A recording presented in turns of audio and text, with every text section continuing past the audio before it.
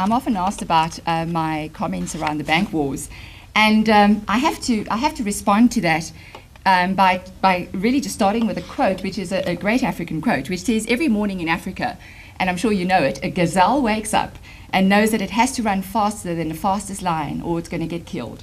Every morning in Africa, a lion wakes up and it knows that it has to outrun the slowest gazelle, otherwise it's not going to eat and it's going to starve to death." So the moral of the story is that it doesn't matter whether you're a lion or whether you're a gazelle, you better be running in Africa when the sun comes up. So that's pretty much my assessment of the bank wars. By the way, we don't refer to it as the bank wars. We refer to it as competition. It's obviously the gentleman's approach, and it's been an incredible year for FNB. And just talking about the accomplishments in being able to sign on these additional accounts, and this is not necessarily individuals, this is just people who have come on or have been part of our base, obviously, who have extended and deepened the relationship they have with us as FNB. The other thing I wanted to share with you very quickly is that this notion of switching banks being a schlep. And I wanted to say that at the beginning of last year, around the end of 2010, beginning of 2011, we actually did a bit of work around what the combined cost of the general apathy in the South African market is. And you'd like to know, I'm sure, that if those of you who go, a bank is a bank is a bank, and it's just too much trouble, and everybody's the same and it's the same brush, that as a nation we leave in excess of about 1.5 billion rand on the table because we just are, quite frankly, too lazy to make a difference to our own lives. And it's your money, guys, so just think about that a little bit. I thought I'd use this particular headline or conversation with you in 3D, doing different things differently, because we have tried, certainly in the last 3 years, to really put a very different spin on what is typically seen or stereotypically badged as a very low involvement, low interest category. And I'd like to believe that we've been able to stir a lot of interest and conversation, and in fact emotional involvement around banking now. So we have asked a lot of questions. We've scratched away at a lot of the stereotypes. We've questioned inherited wisdom. We've looked at the market and how it behaves. And I'll talk with you as we go through this morning about some of the things we did. And please feel free to ask me anything you'd like to as we proceed. The first is really this slide, and I'm sure you'll remember, I certainly do, of the sort of history of engagement within the banking sector. In the good old days, you got dressed in your Sunday best, and you went off and you appealed to the bank manager, and all the banks needed to do was simply be. That lovely building that was shown to us earlier, that was built as a bank, which is now occupied by Ogilvy in London, is very much, these monolithic Gothic design structures that are quite solid, very temple-like, and very stable and secure. And they just were there. And if you wanted something from them, obviously you had to make an impression upon them, not the other way around. And then the world changed, and we got into the concept of selling. But typically we tended to sell an interest rate. And so there was a lot of very rational, very functional conversations, in fact not even conversations, one way happening between the client and the bank, saying, well, I've got this, and it comes with this price, take it or leave it. And of course the world has turned, and particularly post the global financial crisis, where in fact, as you've heard, we did manage to give ourselves a big fat black eye, all on our own, by the way. We weren't even in a fight, but it's quite interesting. We've moved into the context of marketing in a far more coherent, integrated and consistent way.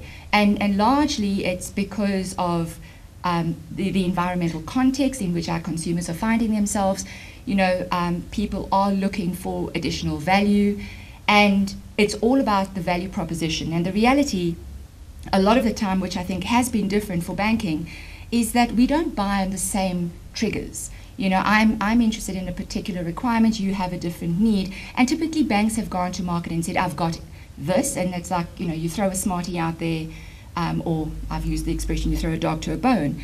And what we tried to do is we interrogated a lot of the need set, as well as what competence and capability we had in respect of an entire value proposition. And so with the shift in terms of citizen reporting and social commerce and social media, it has enforced upon us, and I think the entire category, to literally step up our game. So one of the first things that we started questioning, and this is my little bugbear to an extent in terms of inherited wisdom, is this particular quote by Trout and Rivkin, which I'm sure you've all seen and heard numerous times, which is differentiate or die. And I've been quite intrigued by this because, and just bear with me in terms of the logical conversation here, is that what it says is that competition for sales is about creating differentiated brands and products, and that you then carve off slices of market share by addressing customers' needs based on differences, on their need for heterogeneity, in a sense. And if you pull that through sort of to the logical conclusion, it's sort of saying that competing brands sell, therefore, to very different types of consumers. You would expect, therefore, that those different brands have very different images, and that loyalty should vary quite considerably end to end across a market. And it also suggests, if you push it even further in terms of the rational argument, that many brands are in fact niche brands, right? Because if you have a fundamentally different need, A doesn't deliver it, B does. So many brands are in fact niche brands, and that growth is possible by getting more and more niche. Okay, sounds odd. So I've been intrigued by that. So we've spent a lot of time scratching at that and saying, is this a stereotype? Is this reality? Where do we find our way through this? And I want to put up this wonderful picture of the various marks of cars. I'm sure many of you in this room have the privilege of driving. Now, for me, this is a real world context, right? So in the real world, where we live in the dynamic of real competition, not theory, you have this scenario going on. And in a sense, for me, I'm seeing, or we are seeing as a business, that competition is more about competitive matching than it is really about avoiding competitors by creating differences. I'm a mom, relatively new mom. I have a 4-year-old boy, and I've got to understand diapers pretty well in the first 2 years. I can't find the difference between Huggies and Pampers. Okay? So it begs the question around differentiation versus imitation. Just saying. And the notion perhaps that we think that product proliferation is in fact product diversity. And I'm not sure, when I look across the range of categories, food, pretty much everybody sells everything. These days, even the guys with the bad stuff are positioning themselves as the good ones, right? The Olympic sponsor, case in point. If you look at cars, you see the same thing happening. Volvo has always positioned themselves around being a safe vehicle. That's always been their primary differentiation. When you drive this car, you are safe. But if I look at everybody else, 5-star NCAP rating, best in class for safety, I'm starting to struggle to see, in fact, what these significant differences are. And I suppose out of that, and certainly from a context of banking, it was quite clear to us that consumers cannot discern significant differences between offerings, and hence a bank is a bank is a bank, right? And it was just interesting for us to get to the point of actually unpacking that logically. Now, I'm not saying that brands are not different. Of course they are different, but I think they're different in a far more simple way. They're different in that they have different names. I think they're different in that they have a different situational context. It's either available where you go or it's not. So if you want to withdraw money and there's no F&B ATM, don't think you're going to do without. think you might just go to the Red Bank or whichever one is closest to you. You know, so I think there is something at play, but I don't think it's this big thing around differentiation. And it's been an interesting journey for us. I took this picture a couple of months ago. It's in the Woolies in Sydney.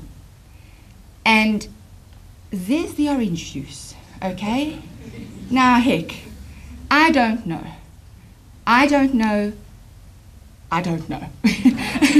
It's choice, there's proliferation, there's a heck of a lot of imitation, but I'm not seeing that much differentiation. So I thought I'd just put that on the table as a starting point, because it had us thinking quite a lot. So I think this is what consumers think about us. I think they sort of go, oh, you've lost it. We think we, in the words of Phil Collins, are living separate lives. But I don't think they've bought it, quite frankly. And if you think about it just a bit, is that as human beings, and definitely even in business, we have a natural inclination to eliminate differences, right? We do. We like to be part of a thing. We don't want to be an outsider. It's just the way we're built. It's in our DNA. And when we look at the way we practice competition largely, we tend to cultivate conformity and convergence. And it tends to manifest most frequently within groups of competitors. So the banks are a group of competitors. The fast food guys are a group of competitors. So if you look at the pizzas, the burgers, and the chicken outlets, each of them does what the other guy does, right? They sell chicken in a burger outlet. Okay, you can get a chicken pizza these days. You can get a salad in a pizza outlet. You know what I'm saying? It's just quite interesting what is happening. So it led us, I suppose, to this fundamental conclusion, in a way, that the more diligently we compete, the less differentiated we become in the eyes of our consumers. So the old adage of birds of a feather flock together, we've all got this natural programming. You don't want to be too far away, you don't want to be too close. It's this fundamentally reactive behavior. We've got the sensory apparatus built into us. And of course, we've had to find our way through this, and hopefully you'll see some of the things that we did to do it.